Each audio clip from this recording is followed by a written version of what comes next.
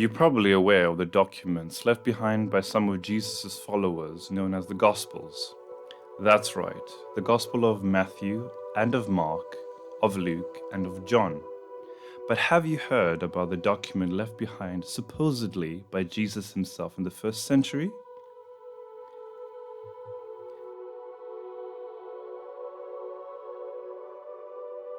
The year was 1931. Sister Faustina Kowalska, a Polish nun in Warsaw, reports in her diary that she has had an apparition of Jesus Christ. He identifies himself as King of Divine Mercy. She writes, "In the evening when I was in my cell, I saw the Lord Jesus clothed in a white garment. One hand was raised in the gesture of blessing, the other was touching the garment at the breast.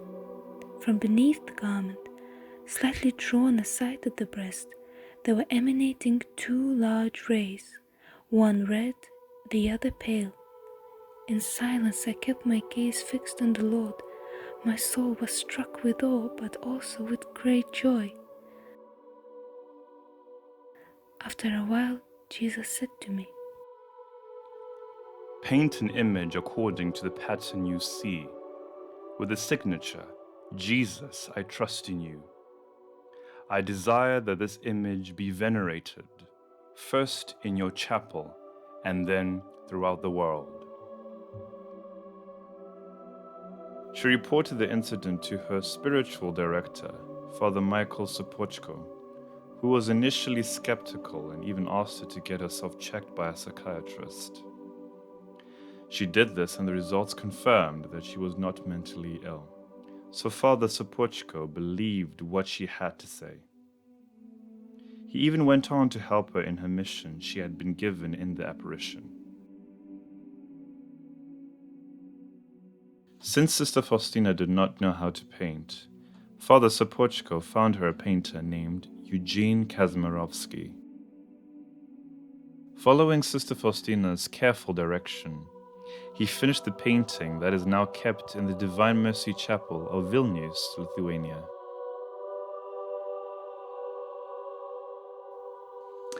Sister Faustina was so demanding that she asked the artist to rework it 10 times. After the 10th effort, Sister Faustina was in tears as it did not look exactly as she had envisioned. Jesus then appeared to her again, telling her that the painting will suffice. And it is the message that is most important. That is to remind mankind to place their trust in His divine mercy. What is truly astonishing, however, is the painting's similarity to the Shroud of Turin, even though Kazmarovsky's only reference was Sister Faustina's memory.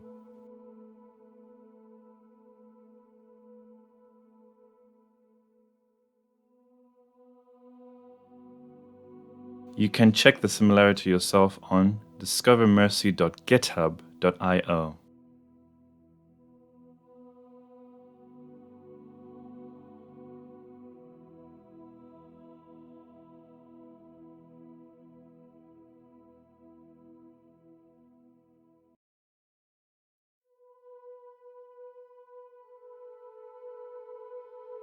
Now, you might be thinking, wait, Jesus looks like a white man here, and Jesus was not white.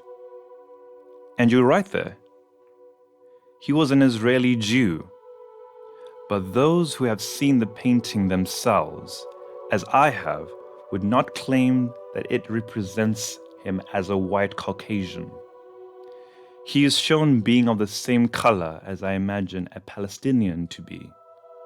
Nevertheless, whichever color you see here on the screen is irrelevant to its similarity to the shroud. The Shroud of Turin is one of the most studied Christian artifacts in human history.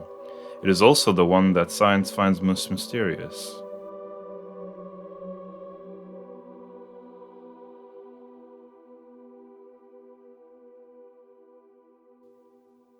You might believe it is truly the burial cloth of Jesus Christ, or you might consider it as a forgery. Nevertheless, it is an artifact that is studied thoroughly in science with research published in many peer-reviewed journals. And much of the research argues that it might well be something more than mere forgery. Firstly, even in the 21st century, a perfect reproduction is still not possible. The perfect reproduction of the Turin Shroud remains a challenge, since many other characteristics of the original image have not yet been obtained with any of the processes used for reproduction to date.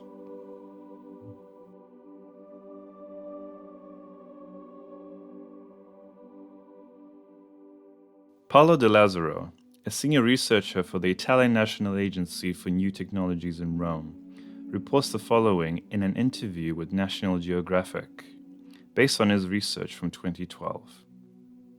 The ultraviolet light necessary to reproduce the image exceeds the maximum power released by all ultraviolet light sources available today. It will require pulses having durations shorter than 1/40 billionth of a second, and intensities on the order of several billion watts.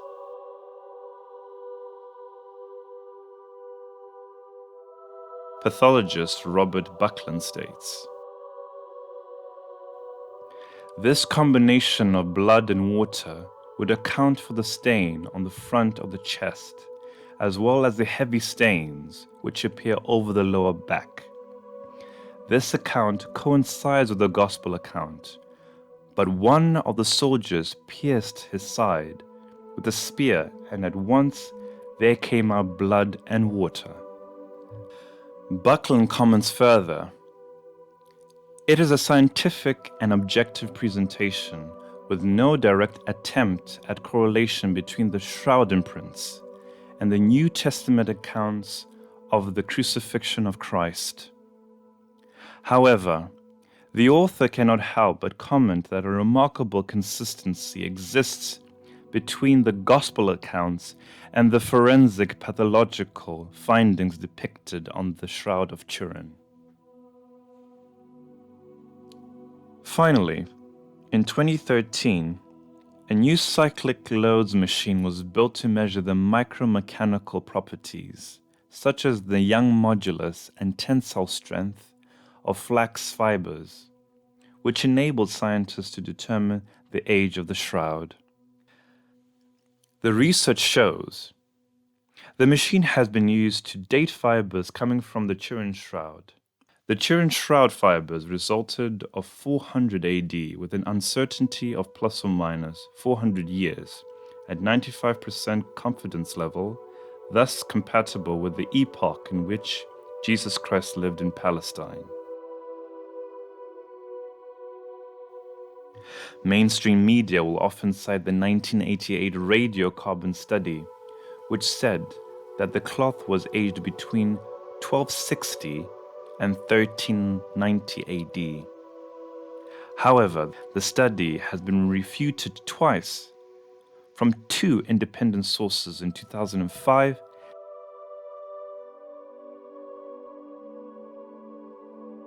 and again in 2020.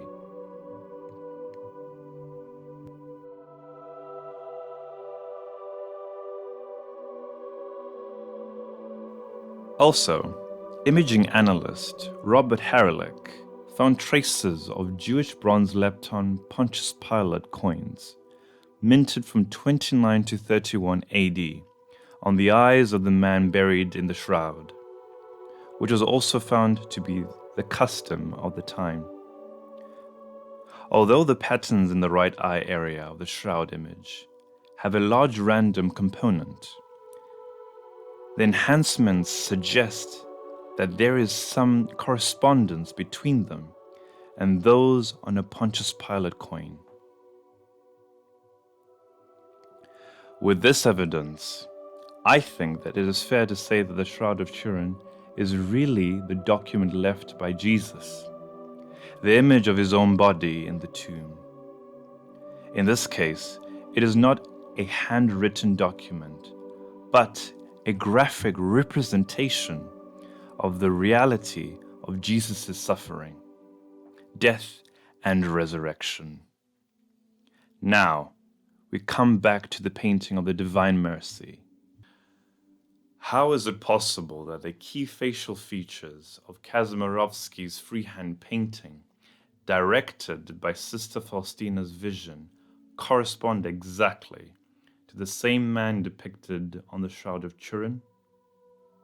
Po raz pierwszy na tą zbieżność zwrócił uwagę ojciec Serafin Michalenko. For the first time, this similarity was noticed by Father Serafin Michalenko, who showed me the effect of comparing both images, which was done at his request in the 1990s. The results of my anthropological studies of the two faces from both images show a complete convergence with such characteristic facial points as the middle part of the eyebrows, the base of the nose, the cheekbones, jaws, the wings of the nose, the beginning of the upper and lower lip, and chin. It's worth analyzing the same details by observing the images in 3 dimensions. It is a face model created by Professor Mignaro in 2002, based on the measurements of the Shroud of Turin and the veil from Oviedo. The veil of Oviedo is the object that covered the face of Jesus when the body was still hanging on the cross, and this veil remained there on the face until the body was placed on the shroud. Then the veil was removed and the body was covered with the shroud.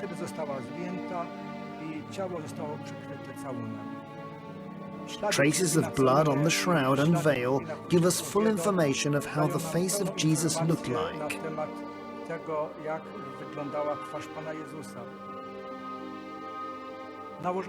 I put all 3 images on each other, and it turned out that the 8 points determining the most characteristic features of the face perfectly matched.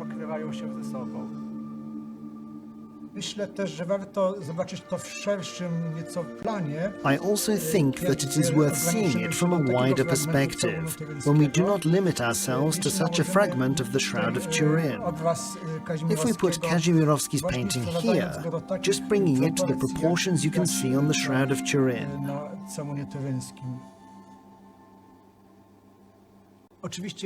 Of course, nowadays such a proportional mapping of the image from the shroud would not be a problem. It would be enough to project the image from the shroud onto the canvas, and the effect would have been obtained mechanically. However, as we know, Kazimierowski did not use such a technique. His painting, therefore, was made, one could say, in an intuitive way. He only followed the instructions of Faustina, who told him how she had seen Jesus. If you wanted to apply the probability calculus, you would have to do at least 1,000 face images to finally get proportions such as the ones on the shroud. This means that we cannot talk about accidental action here.